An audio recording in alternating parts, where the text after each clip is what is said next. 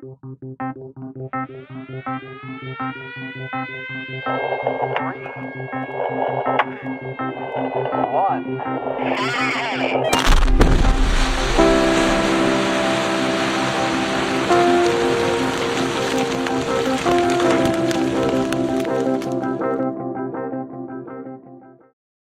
this is the Blast Report podcast on all things blasting. My name is Evan Thibaud with New Wave Consulting, and I want to thank all the drill and blast teams along with those supporting them who are out there on the pattern. The production team at Blast Think and I would like to welcome you to today's episode of the Blast Report podcast.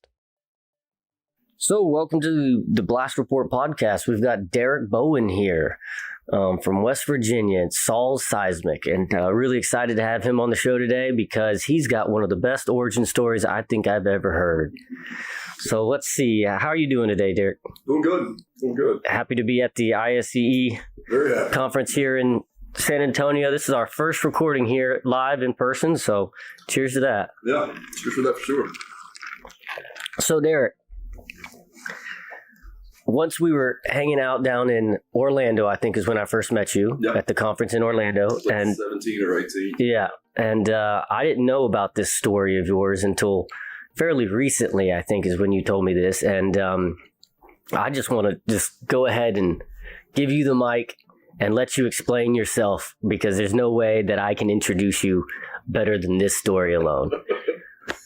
Well, I mean, I grew up in West Virginia. I grew up in coal country.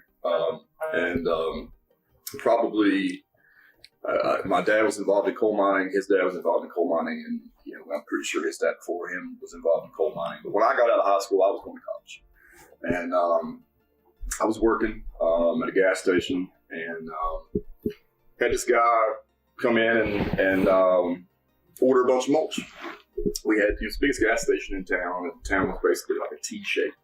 And right where the T would intersect was a big gas station and biggest business in town. Sold all kinds of mulch. And like a one-stop shop. One-stop shop. It's Yeah. That's the only gas station I've ever been to in my life. Been on my travels and sold mulch. So random enough there, but a country store. Yeah, pretty well. But it was a Speedway gas station, so it was a chain gas station slash country store. But anyway, guy comes in, orders mulch, and they yell for me on the intercom because I'm the young strapping lad that does all the physical labor, and still that way too, by the way. I was never that strapping. I was just young. I've never been the most buff individual, so I just got the youth is all I had. But anyway, they yelled for me, and I went and went out to the mulch area and met the guy and started to load his truck, and he was talking about some mulch he had bought at Lowe's, and he's like, "Yeah, I bought this mulch at Lowe's. Their price is this, and this looks like it might match it. It's cheaper." So I was like, "Yeah, you're right." And I said, "Matches Lowe's is this, their price is this, our price is this." And I was like, "Now Home Depot, they've got this, and it matches." And he's like, "Really? What about this one?" And I was like, "Well, Lowe's has got this. We got this, and here's our price, their price, and then Home Depot's got this." And he's like, "What about that third one?" I was like, "You don't want that one. That's no good. It's no good. Not good quality, bad price." And he's like, "You know an awful lot about this stuff." This is my job. He said, "Do you want another one?" So that was like early July 2006. Gave me his card, and probably about 2 weeks later, I called him, went into his office, and I started there a week or two later. There it is. Yeah. I mean, everyone has these amazing stories of how they got into the explosives industry, and people tend to ask, "Oh, wait, you work with explosives for a living? You blow shit up for a living?" And people ask these kind of questions, and sometimes they think it's just fireworks or bombs. Oftentimes people think it's all military, and they don't understand civil explosives or mining and different applications in construction, tunneling. And I think everyone has one of these. They have their story. Right. And I think that's one of the best ones is, how did you get into this industry, really? And just for him to walk right up to you and see that you knew your products and what was best for the customer, and you were just blatant and honest and giving that, and he's like, you want a different job? Yeah, it was interesting. It was, and being in a small town, West Virginia and stuff, it turned out, I learned after I started working there that he went to school with my brother, and I knew my brother and stuff. And we didn't know any of that, predating all that. But it was definitely interesting, and I had no idea going into it that it was even explosives adjacent. Because I was being brought into pre-blast inspections, and it was years before I even saw the blast go off, before I got into seismographs and being on site, and stuff like that would happen. And it got to the point where people would be like, you work around explosives, you blow shit up? I'm like, well, no, I'm kind of more the guy that just, you've seen that commercial, that's the security monitor. Yeah. He just reports when things go amiss.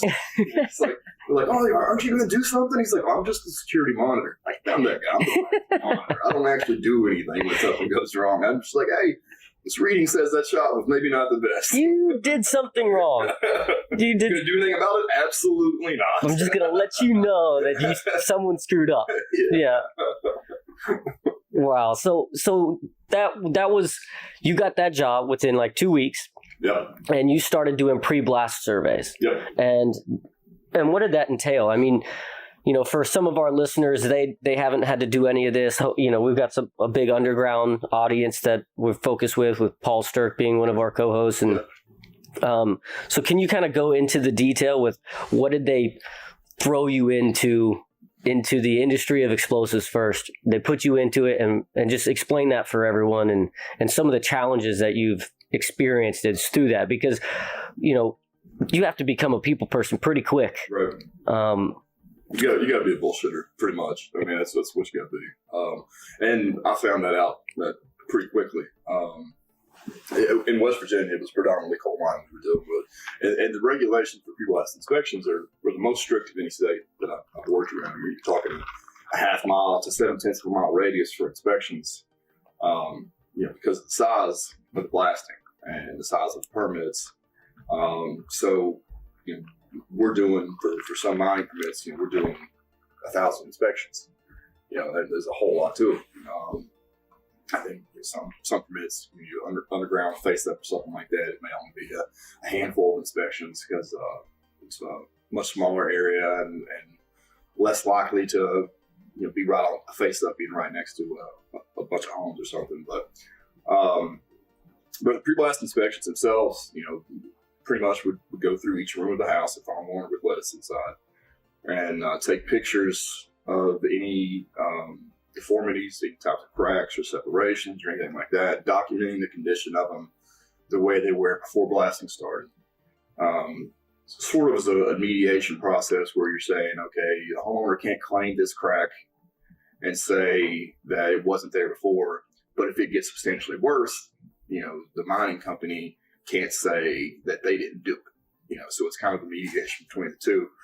Then we did the same thing with the exterior too, with the foundation, and you're looking for broken glass in windows and things like that. We would do water samples. Most of the areas were rural, so we would do water samples, proving that the wells were fine before the blasting started. And actually, you're talking about being a people person and that challenge. I'm actually the only person in the history of Saul's, which has been a company now for 42, 43 years, something like that.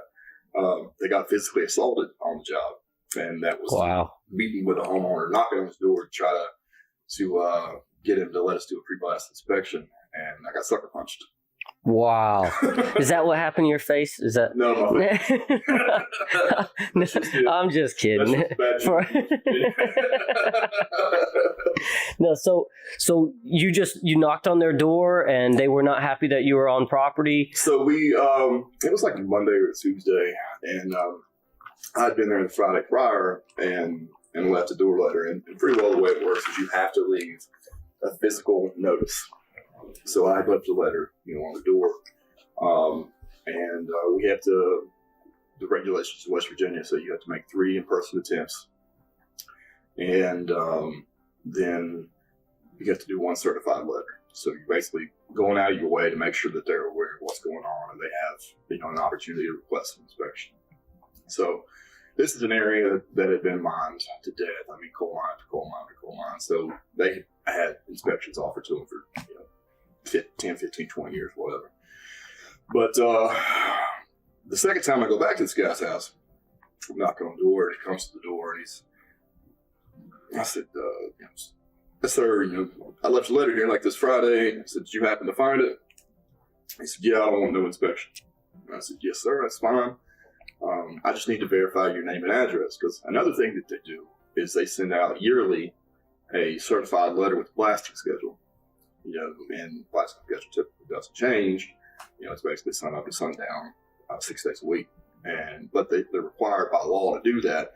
So I still had to make sure I had his correct name and address. Mm-hmm. And so I just deferred to that. I just need to verify your name and address. I said, did you not hear me say I don't want no damn inspection?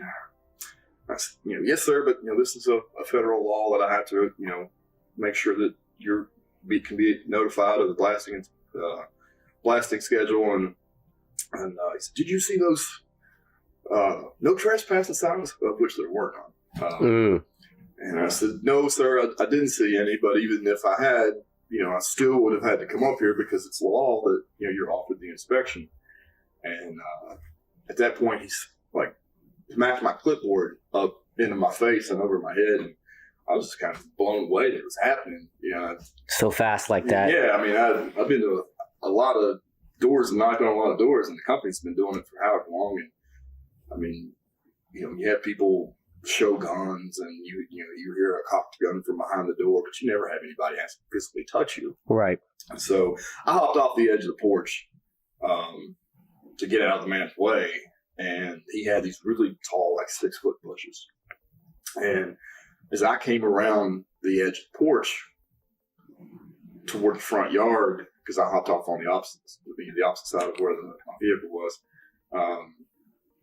as I came around, he had drawn back, and just his fist met me when I came around the corner, right smack in the eye. Wow. Yeah, it was crazy. And it ended up, he wasn't mad about the coal company or anything like that. It ended up that came out once he got arrested, like the state troopers picked him up, and he kicked, like they didn't have a cage between seats.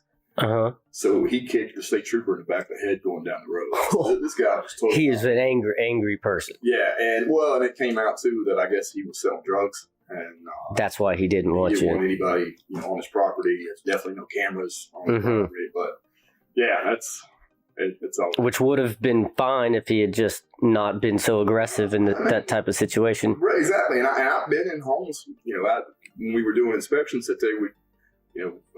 Meth is a big thing, in the rural areas. And I've been in areas where, you see aluminum foil on the outside of windows, and, you do the inspection, and then you do the interior, and you get to that one room, and the door's shut. Hey, do you want me to go in this room? They're like, no. Okay, that's fine. Yep. Just as long as you'll write down that I offer to, and you'll sign it, and we're good. No problem with that whatsoever. Yeah. This guy had to go to the extreme, man. Wow. But you're normally welcomed by the homeowner? They're happy to see you, or they know that your paycheck comes from one of the coal mines, and that Yeah, I mean, it depends on the person. I mean, in that area, it's like 6 one way, half a dozen another, because most people generationally, either their husband or their father or their grandfather, somebody, made their living with the mines. Mm-hmm. So a lot of people aren't as closed off to it. It's just kind of a way of life. It's a necessary thing. But then you have people who, somebody's husband got laid off, or their brother got hurt in the mines. And I mean, my dad's on disability from getting hurt, and around the mines. And my brother is off on comp right now from being hurt within the mines. So people sometimes get bitter about things like that.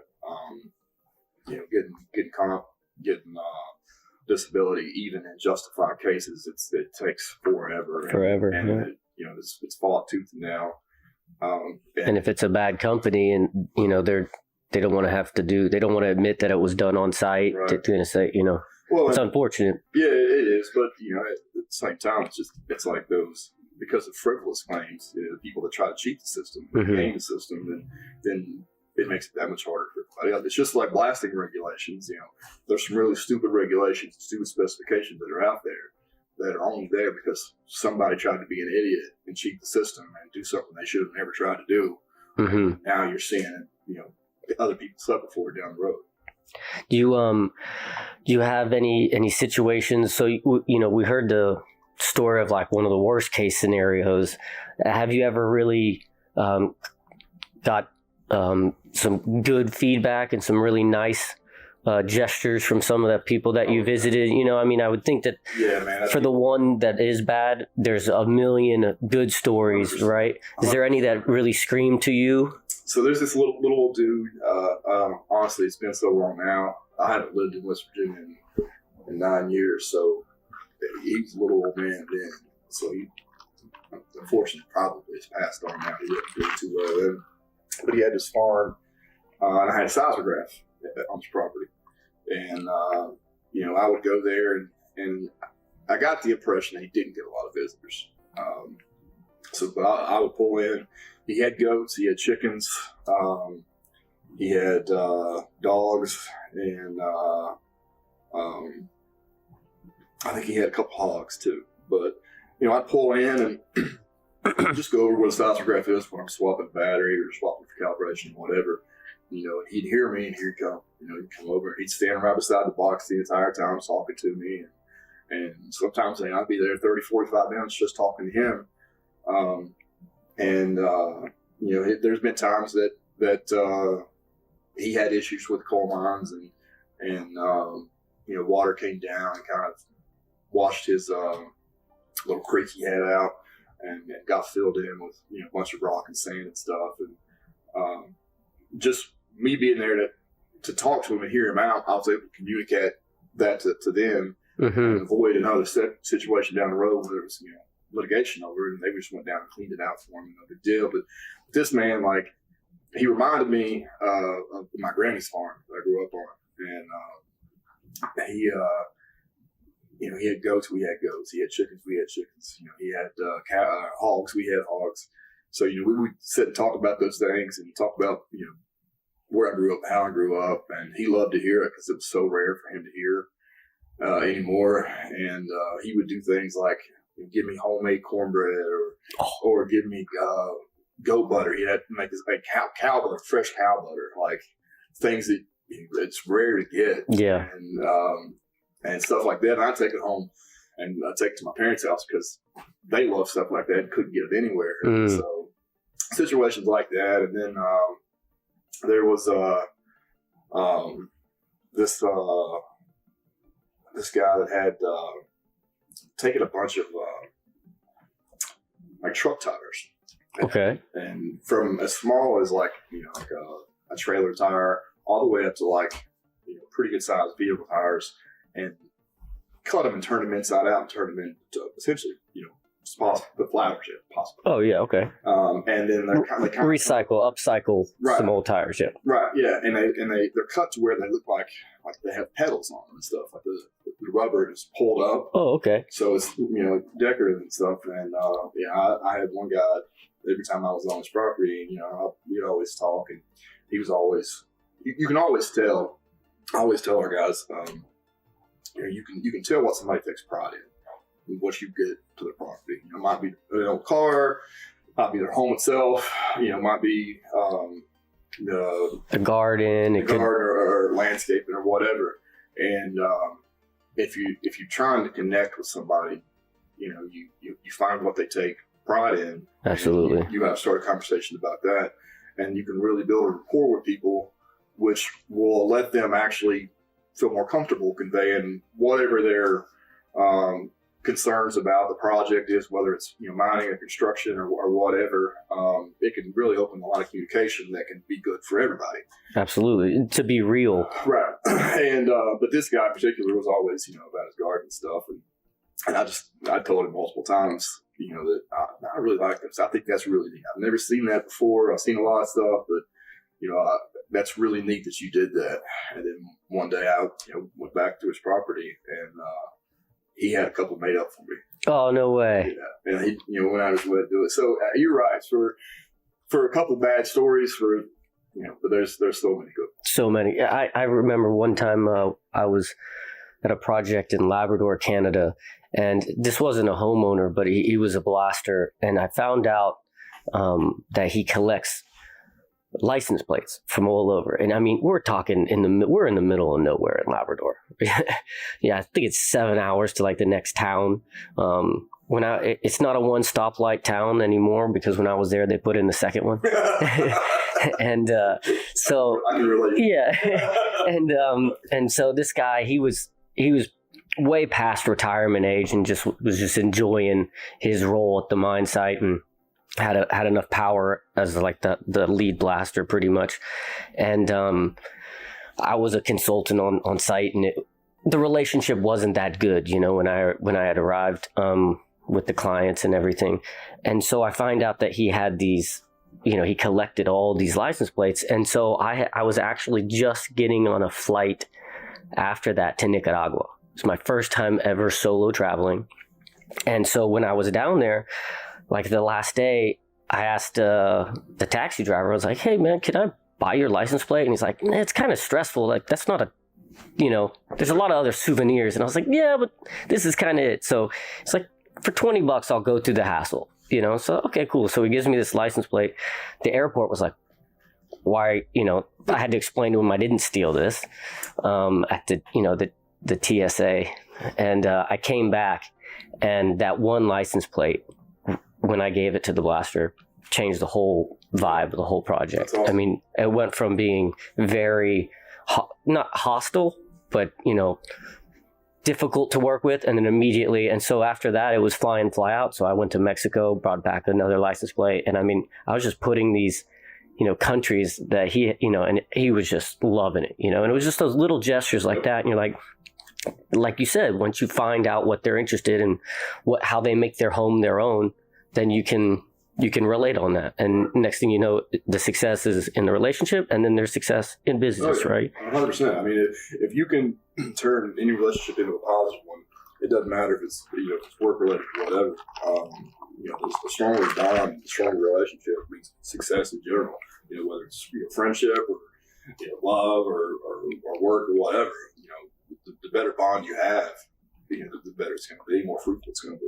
And it's just one, it's a little gesture. I had no idea that was going to be successful later on in business. Right. It was more like, this is cool. I mean, I like to collect weird little trinkets too. Right. It's not like I'll never come back with a different kind of souvenir, but something that's unique or like that. I think right. that's I don't know if it's admirable, but like you said with the tires, it's a different type of art, and you see the way that they create something. And it's really, really unique. So thank you for sharing that. I really appreciate you coming here on this podcast for episode 1. Yeah, it was you were wrong. It's a 20-minute walk, not a 15-minute walk. Oh shit. All right. Well, thank you very much. I appreciate you, brother. Say it again. What are the lyrics? I've got a face for radio and a voice for silent film. There it is. Silent film. Silent film, yeah. No, but actually, my sister's husband, he works on the radio. Oh yeah. And it's not that he's like funny looking, but he's like, I don't know the word in English, but like cross-eyed. Cross-eyed. Yeah. Obviously, couldn't be working as a anchor on a like people like. Yeah. So radio is for those. Yeah, radio's good for that. You guys remember back? It's probably been 15 years ago or so.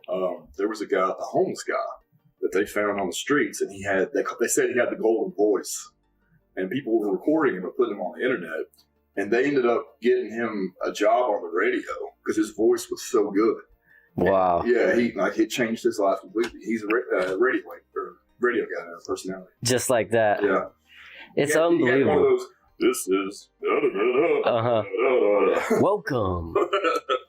Yeah, you gotta in the left corner, weighing 175 pounds. Yeah, that's wild. I think for me, one of these origin stories here is kind of how I got into the industry. Was that I've always been making, these little bombs or whatever in the backyard and mixing chemicals. And my parents were always like, is this safe? All the neighbors are kind of, who's this sketchy kid gonna be? Like, what's this? Who's the nerd? Yeah, who's the nerd that's making all the noise? Yeah, the worst kind of nerd. Yeah, is that safe? Is what he's doing? And my parents are very. I give them credit for fostering, my interests and things like that. And they were like, he still got all his fingers. Like, let him go with it, and I ended up calling the mayor of our town and finding out who did the fireworks at our big music festival. And then they were like, oh, okay. So they called the fireworks company and they were like, there's a kid here who says that he wants to do fireworks for a living. Will you, what can he do? And they're like, yeah, bring him on. I think his nickname was, Short Bus. They called him Short Bus. Like left toe or something. Yeah, it was something like, it was Short Bus, because unfortunately, and that's pretty obvious to understand why they call him Short Bus. And and so, I showed up and they were like, yeah, just show up at 7 a.m. Saturday and Sunday. And I don't think that they thought I was going to do that. But from 7 a.m. all the way the whole day out in the heat in the summertime, and then Sunday, teaching me everything, how to break aluminum foil to cover the explosives. You gotta really give it muscle. Some things you gotta finesse, but this, when you break aluminum foil, you really gotta give it, or else it's way more difficult. It's like ripping off a Band-Aid. And I'm like, I'm learning like way more than just breaking aluminum foil here, and all my friends are out having fun at this big music festival, and they're like, "Are you doing the fireworks?" And I'm getting a whole 6-inch fireworks shells, and I mean, this was big time for me. I was like shaking, nervous in this situation, and worked till 2 a.m. sweeping up all the debris and everything. And right after that, they were like, "Here's a job, here's a job, just go for it," And so I think, your story that you shared with us is really cool because, and I think the reason I want you to be on the podcast here was to show that how one little thing can kind of change your whole life. One of my favorite things that I've heard is Mike Rowe, that Dirty Job show he did. Mm-hmm. He talks about how we have a shutdown in our throats in popular culture that dreams come true. Anybody can do anything. And you see it on these award shows, people win a Grammy or, and they're like, hey, this could be you. It could be, like I said, that's bullshit. Like 99% of us will never do anything like that. Is it good to have dreams? Yeah. But it's more important to follow opportunity and take your dreams with you. You're right. Than it is to follow your dreams and then, pass up opportunities. That's a very good point. When you're given the opportunity, say yes, go for it, and then see where your dreams progress. I mean, and I played music for 20-some years, and I couldn't tell you how many people, buddies that I have, musicians that have started studios just to be involved with music, or have become teachers, like middle school, high school teachers, just to have summers off to tour, things like that. And you just take what you're passionate about and take the opportunities life gives you, maximize that opportunity, and then fit your passions in around that as you can. There was one dude on that Dirty Job show. He had saw a need in his community. There was for some sort of septic service that he basically found a hole and decided that he was going to start his own business. And he took the opportunity, jumped at it, and now he's making hundreds and hundreds of $1,000s a year. And he said, before I knew it, he said, I followed opportunities. Before I knew it, I became passionate about other people's shit. Wow. Yeah, I mean, to be able to find I guess, find a hole like he did, you know, and fill that and provide that service to people.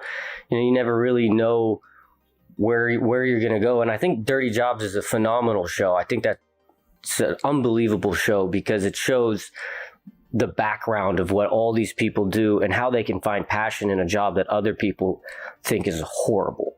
Right. And, you know, people seem to think the same thing about coal mining or explosives. You know, I mean, we've got a real big problem with younger generation people not wanting to come into the explosives industry. And that's what one of the main reasons we kind of started this podcast was to share the stories of the people in the industry, but to also help not recruit anybody, but to help people understand that you can get into this industry and you don't have to have a goal. You don't have to have a background in it.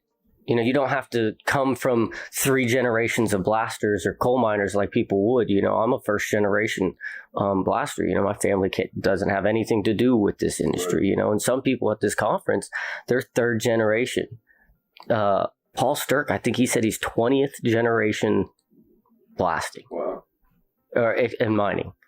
And it's amazing, you know, but there's so much opportunity in this industry, and we have to be able to foster that, right? And so, you know, where you've come, you shared that, you know, you started out at the gas station, country boy from West Virginia, you know, I got this accent here, but you know, that's quite how I said it. No, you don't say it. That, you know, but people could think that, right? And I think the best part is, you know, where you're at right now. I mean, I don't know if we ever really set it up. I'm the director of business development now. So, you know, I went from working at a gas station by the grace of God and blessings and dedication, you know, just kind of slowly chipped away and worked my way up. I was fortunate to come along when what we do had an influx of technology going into it. And, you know, being of the generation I'm of, I grew up with technology, you know, so I was more able to adapt. And as we started using more telemetry and stuff like that for seismographs, I was more able to take that and run with it than, you know, some other people that were older that worked for us and stuff. So I was fortunate, kind of in several instances, right place, right time for me. You know, there was a time that I got promoted to a regional manager when I had been an area manager 6 months. And it just so happened that I was the area manager in that area or in that region that, you know, had been with the company the longest and was sort of just had taken the bull by the horns and ran with it. And other than hire somebody from outside the company, they just moved me up. And I couldn't believe it, but it was. It's a sign of a good company too, also. Well, it is, man. I couldn't ask for a better company. Could not ask for a better company. You know, they bet on me continuously, and I can't ever be grateful enough for that. You know, I was in a meeting in Connecticut several years ago with somebody who at the time we didn't do any work for, and now they're one of our bigger customers, and they were asking me, you know, how I felt about Saul's personally, and I said, well, you know, they took me out of the holler, so they believed that I could leave the holler. Mm-hmm. You know, so I definitely have some loyalty to them for sure, for betting on me and believing in me. And for the people listening, I think everyone here knows what a holler is, but you know, it's a valley. It's a valley, and it's, you know, I've heard it's called a holler because you can stand on one side of the valley and holler at your family on the other side of the valley. You know, that's why it's called a holler. But no, that's amazing. And so a little bit about some of the new technology, not necessarily that, you know, your company is doing, but what's some growth that you've seen in the industry recently, let's say, when it comes to more of the community, right? Do you see more people accepting what you guys are doing, or do you see more people understanding technology and how it's improving the results that you're getting with the society or with your customers, or even in, let's say, the homeowners, right? Is there something there that you can speak on? Well, I think that with major companies, the major players are out there, they've definitely bought in more and more, especially over the last 10, 15 years, just, as far as third-party monitoring goes. And even with construction blasting companies, they're buying in more and more. Whereas, we had vendors that pretty well, 90% of their business will be developments of residential areas, and there will never be specifications for third-party monitoring or inspections, like no radius for pre-blast inspections, and yet we'll do every single job for them. We'll have 2, 3, 4, 5 seismographs on every single project because they have bought into the liability protection. They bought into having a third party involved to help manage, the neighbors and the complaints and things like that. And I've seen an uptick in that, and companies buying into that. And I think it's important because you always want to plan for the worst, hope for the best. So you always look at that one bad shot, one bad homeowner, and you look 6 months or a year down the road, and you're sitting in the courtroom. So what could you have done to make that the least painful experience possible? And the more third parties you have involved, and more liability protection you have involved, and we're seeing companies buy more into that. And I think the nature of our business, the amount of risk that is part of it, right, and the risk management aspect behind it. That not only are they've seen that with safety, but now they're starting to see it with litigation. Is there any situations where you think, how should I phrase this question? Do you see the homeowners? Do they thank you for this, or is it mainly the explosives companies who are really seeing the value there? Are the homeowners seeing that you're also providing protection on their side, and are they learning about their house? Like, maybe they've been living in this house and they haven't noticed that crack. I would say that's important, and when possible, we try to encourage our inspectors to, show homeowners when they find cracks. If the homeowner can go around with them during the inspection to point things out, because most people, my house is perfect, it's never cracked, and then people will also say things like, I've lived in this house for 20 years, it stopped settling a long time ago. Well, that's just false. Houses never stop settling. Geology never stops changing. So things like that, and help them explain those things. And then, environmental factors. We may do an inspection on a job in February, and then the job may last a year, and then the following, the August of the year after, when it's 100 degrees, homeowner might notice a crack. Well, cracks change depending on environmental pressures, and we are very fickle people. We want the inside of our house to be 70 degrees no matter what. So if it's 10 degrees outside in February, the cracks that show are going to be different than the cracks that are showing when it's 100 degrees outside in August, because of the different pressures on the inside and the outside of the home, from the difference in temperature. And explaining things like that to them and helping them see that. One piece of technology that I think is great for that, we do displacement monitoring, and market competitors all do as well. But to be able to have essentially a meter over a crack and track the displacement of the crack and track the temperature. And there's also ones out there that do humidity. So you can have a corresponding, graph of, as the temperature and humidity swing, how that displacement changes with that crack. And then you can then go back over top of that and plot out each individual blast and see that, the displacement change, if any, from a blast is next to nothing compared to what's happening from, midnight when it's 10 degrees outside to when it's 50. Absolutely. There in the middle of the day. So technology like that's getting more utilized. It's been around for a long time. To finally put that on the image for a homeowner when you've been explaining it for years, right. And they just want to call BS, right?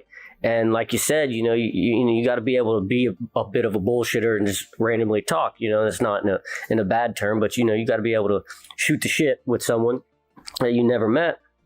But also, they're going to be like, that's bullshit. What do you mean my house moves when the sun hits it? Or you're in Tennessee where it's really humid, and it's unbelievable to see that graph. And once you see it, you pretty much can't unsee it.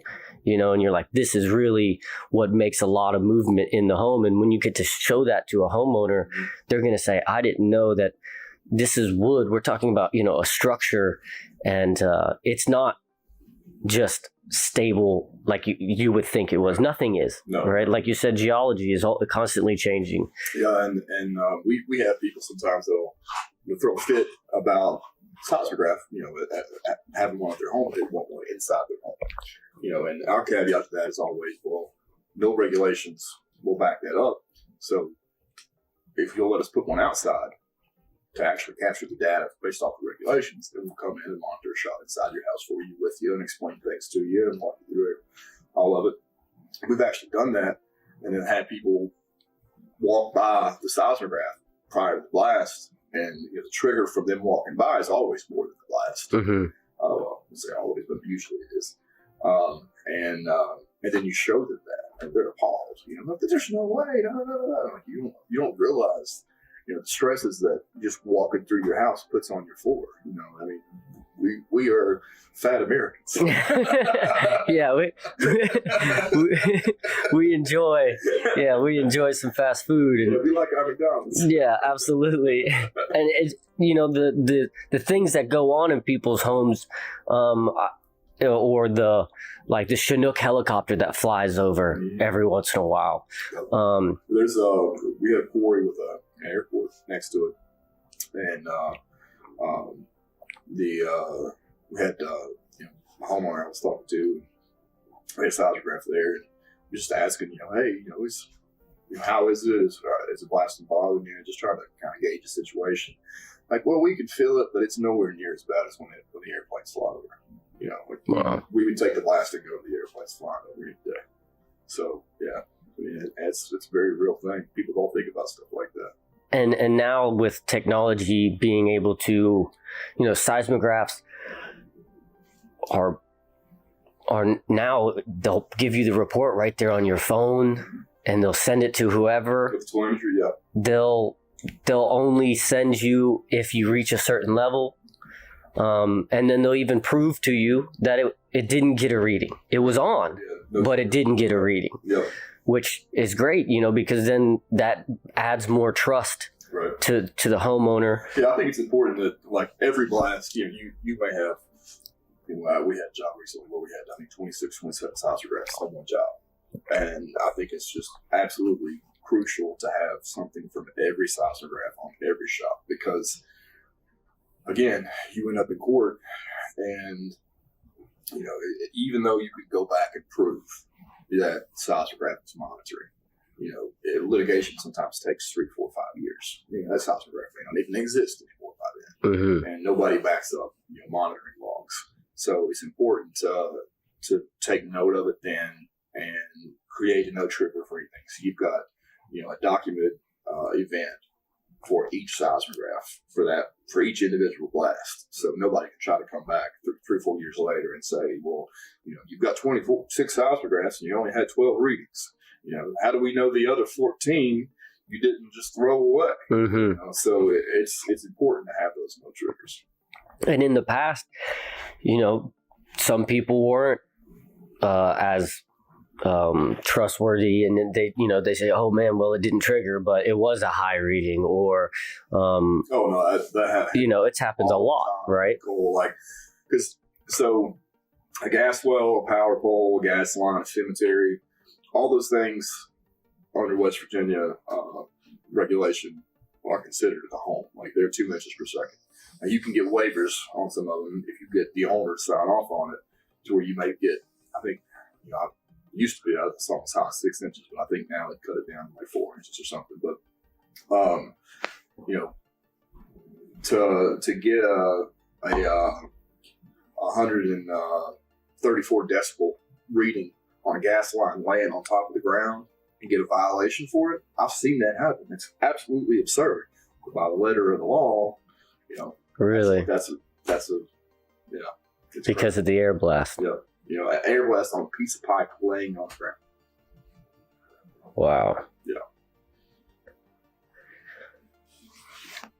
So when it comes down to some of the newer technology, what would you say is your final farewell for, I guess, advice for this podcast when it comes down to, it might not even have to be technology, but when it comes down to things that you've learned, you know, throughout your career and being happy, and you know, I would say you're very successful. What's a nice piece of advice that you would give? Maybe if it's new technology or if it's just a personality thing, what would you suggest to somebody, one of our listeners? I think it's something we touched on before. I'm sure if it was in this one or the other one, but I think that relationships and communication, they mean so much because, you know, even when it comes to technology, having strong relationships with your vendors, with the maybe not even the vendors you're using, but the other vendors that are available, you know, that way when new technology comes on the market, you're made aware of it. You know, you don't know what's out there if you're not keeping in tune with it. So strong relationships can lead to that. And then, you know, we've all seen it time and time again with personnel changes in companies and, you know, vendors being strong in this market, but not that market, and people taking different jobs, that, you know, having strong relationships in the region you're in your industry, and being able to have a number 2 company or a number 3 company that you can call. And sometimes it may just be for a situational thing where you want, you know, an additional company to come in and evaluate and back you up. You know, we have some, as far as what we do, we have some great competitors that really know what they're doing. And, you know, we see their names on readings, blast logs and stuff, and we can trust that the readings are done well and the inspections are done well, and things like that matter. And it's good for the industry. Mm-hmm. It's good to have good competition, and I think it's important for everybody to, you know, when you're in the mining and explosive industry, to know, you know, the different vendors from seismographs and inspections to drilling and you know, your equipment people and stuff like that. You know, knowing what's out there, knowing who the reps are, and having strong relationships and good communication with them. And then all the way down the communication thing to your neighbors as well, Mm-hmm. people around the blast side, Mm-hmm. local regulators. You know, communication is just so important. I mean, you could have a mishap, but if communication is good prior to that and it's good after that, that can be minimized so much, and working through it can be so much easier with good communication and good relationships. That's great advice. Well, Derek, I would say thank you very, very much for being a guest on our show. I appreciate it. In West Virginia, it's been real. Thank you for listening to this episode of the Blast Report podcast. I want to thank the team at Blast Think for producing this show, and please follow along for more episodes in the future, and share this podcast with your colleagues so we can continue to honor our industry and the people in it. Be safe and have a blast.